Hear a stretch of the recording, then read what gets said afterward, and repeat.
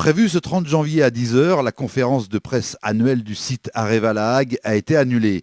En effet, les organisations syndicales se sont invitées à l'espace communication, le lieu de rendez-vous fixé par la direction pour les médias locaux. Pour Stéphanie Goris du syndicat UNSA, le plan de charge de l'usine ne justifie pas ces 500 suppressions de postes. Ce qui est important de rappeler, c'est que le plan de charge de la Hague actuellement ne justifie pas ces 500 suppressions de postes.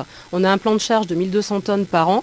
On a eu des résultats excellents l'année dernière, aussi bien en termes de sûreté, de sécurité que de qualité dans la livraison à nos clients. Donc le plan de charge ne justifie absolument pas cette suppression de postes. Les suppressions de postes sont un impact direct de la situation financière du groupe. Et nous estimons à l'heure actuelle que ce n'est pas aux salariés d'Areva NC La Hague de payer les pots cassés de cette situation financière. L'impact, il n'est pas uniquement pour les salariés à statut Areva NC, mais également pour toutes les entreprises sous-traitantes. Donc on est à risque d'une perte énorme des compétences au sein de l'établissement de La Hague. Ce qui compte pour nous aujourd'hui, c'est d'interpeller le gouvernement afin que le gouvernement reprenne les rênes de toute la filière électronucléaire. Le gouvernement est actionnaire majoritaire dans les grands noms du nucléaire et c'est à lui de résoudre cette crise actuellement, de faire que le contrat entre EDF et Areva trouve enfin un aboutissement et qu'on ait enfin un contrat gagnant-gagnant pour les deux entreprises et deux grands leaders français du nucléaire. Pour Philippe Launay, secrétaire général du syndicat Force ouvrière, les informations sur le non-renouvellement de 500 emplois sont contradictoires. Nous on dit que c'est 500 emplois, la direction dit c'est passage de 3100 salariés à 2600 en 5 ans. Excusez-moi, mais qu'on le prenne dans un sens ou dans un autre, dans 5 ans, ça fait quand même 500 emplois en moins. Avec tout l'impact, et il faut insister là-dessus, avec tout l'impact qu'il y aura sur les salariés et les entreprises sous-traitantes.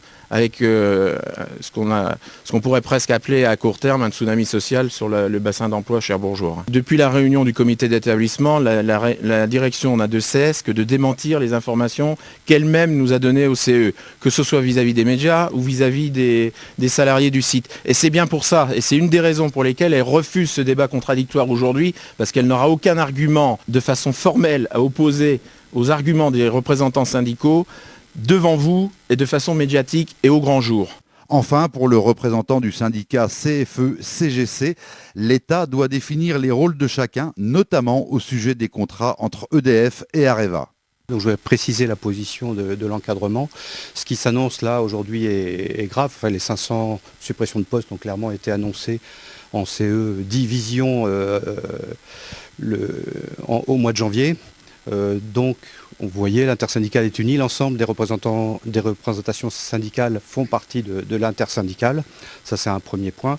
Effectivement, on partage tout ce qui a été dit précédemment, donc je ne vais pas y revenir. Sachez qu'on a quand même demandé aussi un rendez-vous à Manuel Valls et Bernard Cazeneuve est très proche de Manuel Valls, donc ce sera l'occasion ce soir d'ouvrir des portes. Voilà, mais sur le fond, le sujet, c'est bien de définir la politique industrielle du nucléaire, globalement, que l'État actionnaire définisse les rôles de chacun, que les contrats entre EDF et Areva soient viables pour les deux parties. Aujourd'hui, personne n'est protégé. Les cadres, l'encadrement, tout le monde. C'est bien pour ça que nous sommes là.